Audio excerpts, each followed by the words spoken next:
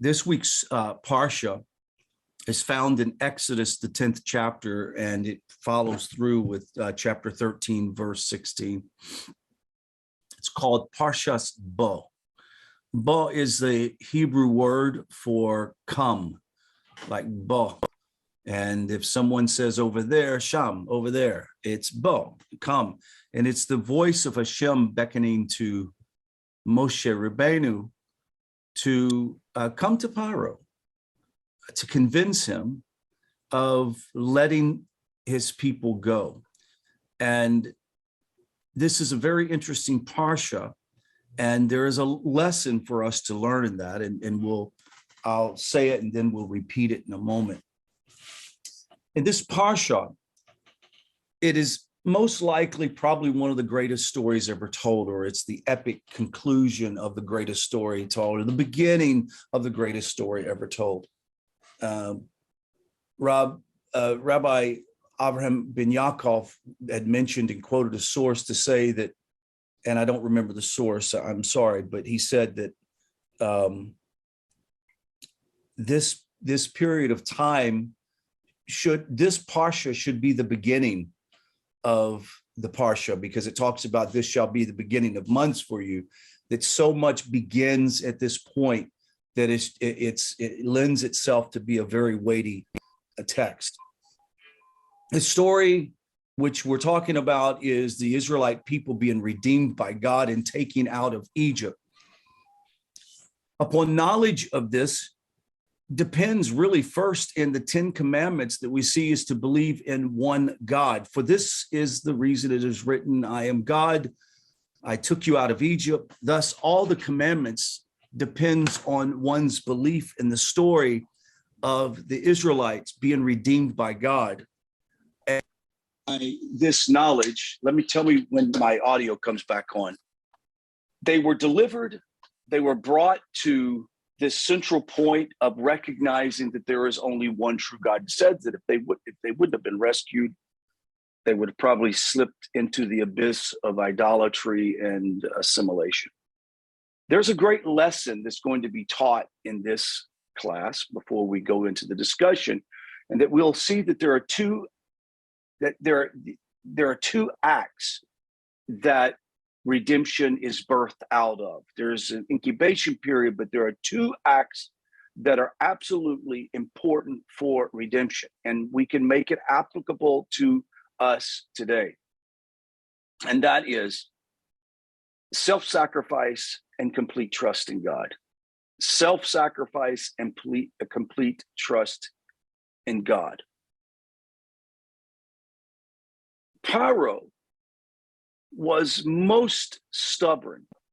He refused to admit that the king of the universe, who was the God of the Hebrews, this was because Paro is the same letters as Aruf, meaning back of the neck.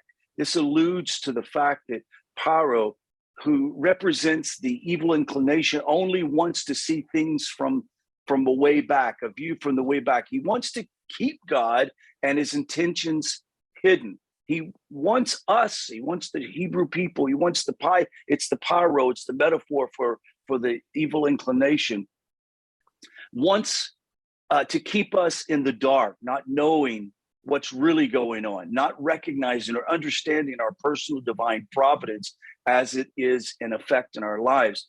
I would just say that we're living in an age where knowledge traverses the world like never before. We have the capabilities of going in with a few keystrokes of a keyboard and find out volumes and volumes of great knowledge and wisdom.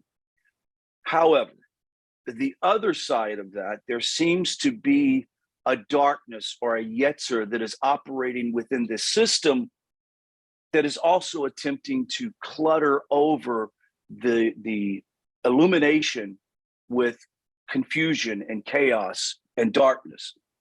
And we're living similarly to a time in which the Israelites were living in Egypt.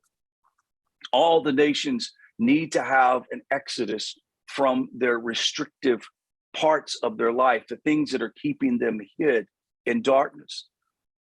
here's an example of a couple of things that we should look at. Some of the what do you call it, destruction or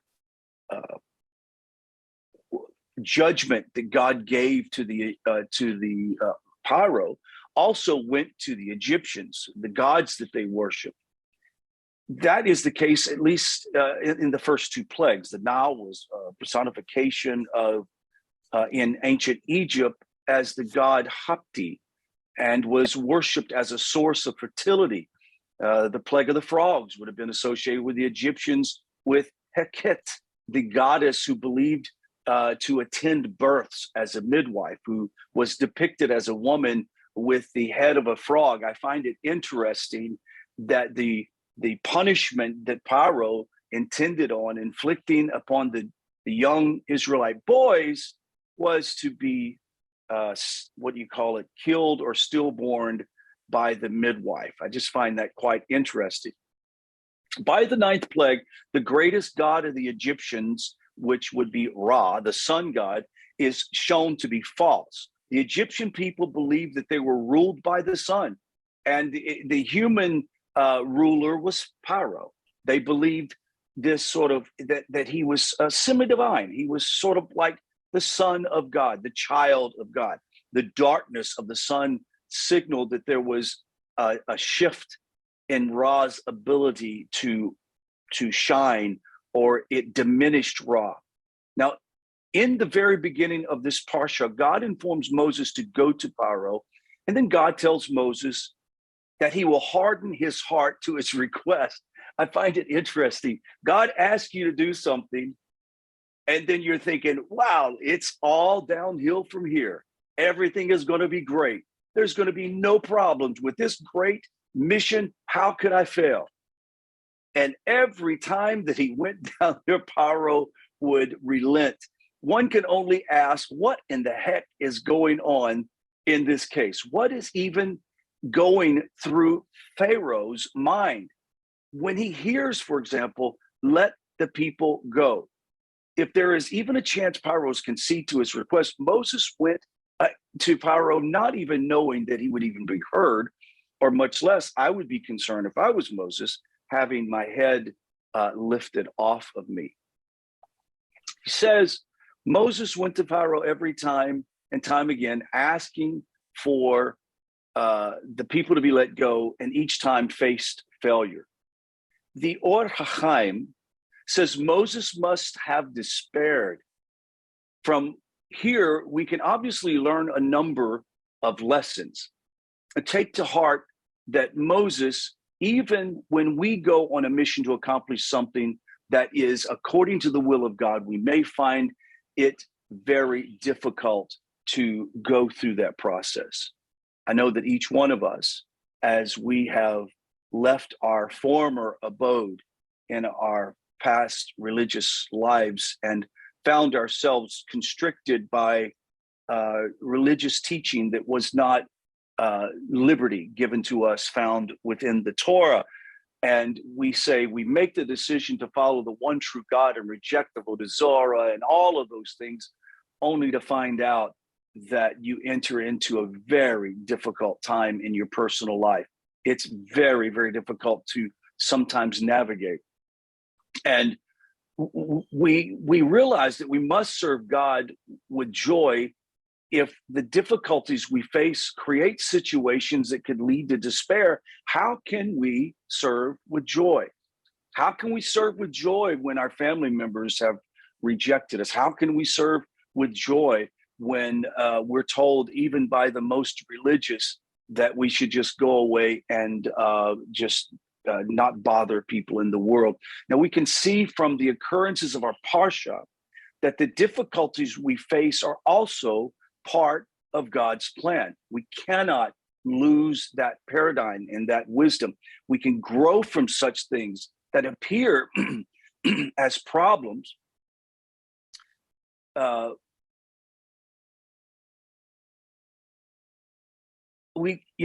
cross problems by actually drawing from God's wellspring of life, thus negating this idea that of despair, as we know that this too is God's will, that we sort of break through this despair and to somehow grab a hold of joy.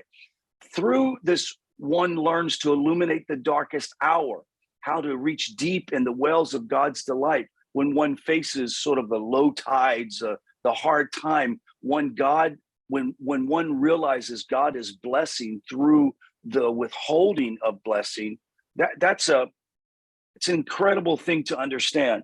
I started to say before class started, I enjoy comedy, and I watched a comedy special that a guy did, and he is dying of cancer. They tell him he doesn't have, months to live, and he just said, "I'm going to put all of my money, and I'm going to do a stand-up thing." And it wasn't about cancer; it was funny. And then he gave his sort of life review, or sort of gave his philosophy of life at the end. And I'm looking at this person who is completely secular. He's Jewish, but completely secular. And his view of his journey was so beautiful and enlightening and pure that it was something that I thought, as a spiritual being approaching disaster, what better way and what better light and example it is for one who faces the most difficult challenges, is that they're able to elevate themselves above the darkness that exists around them. So very important. When we need to reach far above to see the light, it says that the people took the dough before it was leavened and basically put it on their shoulders, carried it on their garments. They didn't even have time to allow leaven to take place. The children of Israel did according to the word of Moses, asked the Egyptians for jewels, silver, and gold, raiment. If you remember this, God gave the people favor in the sight of the Egyptians. Now, right at the darkest moment, literally the darkest moment, no one could see except for the Israelites. It says that the Egyptians were plunged into so much darkness, they couldn't even communicate with each other. I was thinking to myself, well, what kind of darkness would that be in a postmodern era? Could you imagine waking up tomorrow morning and having no internet? None. Most VoIP phones wouldn't work any longer. Many people's cell phones would quit working as we know it, because mobile communications need the internet to communicate. It's a vast system. Could you imagine the darkness we would be plunged into, what it would produce? So imagine the darkness that was there for the Egyptian people. The Jewish people, the Israelites, are walking around in complete illumination and light. It said that they gathered great wealth. It said that sight, referring to the chukhmah, the divine inspiration. Let's talk about this. It says that was the very thing that illuminated them. As when we make God's will our own, this is when that illumination comes. Now we wonder, what is this talking about? How Israelites were in light and yet the Egyptians were in darkness. What gave them that light is their emunah and their trust in God and to do what he says. So part of the understanding that difficulties produce great results, know that in the difficult times, Hashem is attempting to teach you something, attempting to show you a way, or even attempting to show you the contrast between that which is light and that which is darkness. For the Jews, there was a light, but with all the Egyptians, the darkness was terror. It says, the Torah says that they did not see one another. The Egyptians couldn't even see one another. Exodus 10:23. All communications had ceased. No one had family, friends, society to turn to. All completely were utterly blacked out alone. And in the Midrash, Rabbi Nehemiah says the darkness came from darkness below. Come from darkness below, Gehenna, like hell. It was the kind of darkness that's like an outer darkness. And it says, the verse says, a land, quote, a land covered with darkness, the shadow of death and disorder, darkness.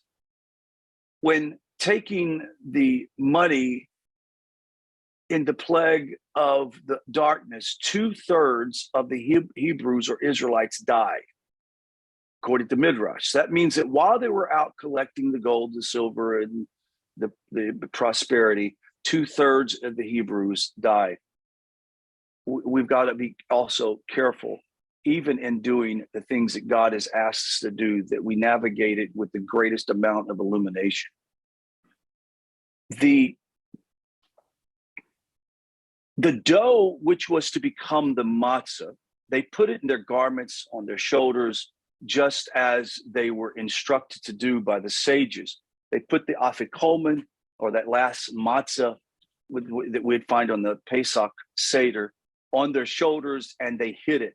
The eating of the afikomen is called in the Seder, the Sedur, zifon, or hiddenness. Thus, we see that when we take our physical concerns, as said before, and put them aside, as afikomen is putting aside till later in the Sedur as afikomen.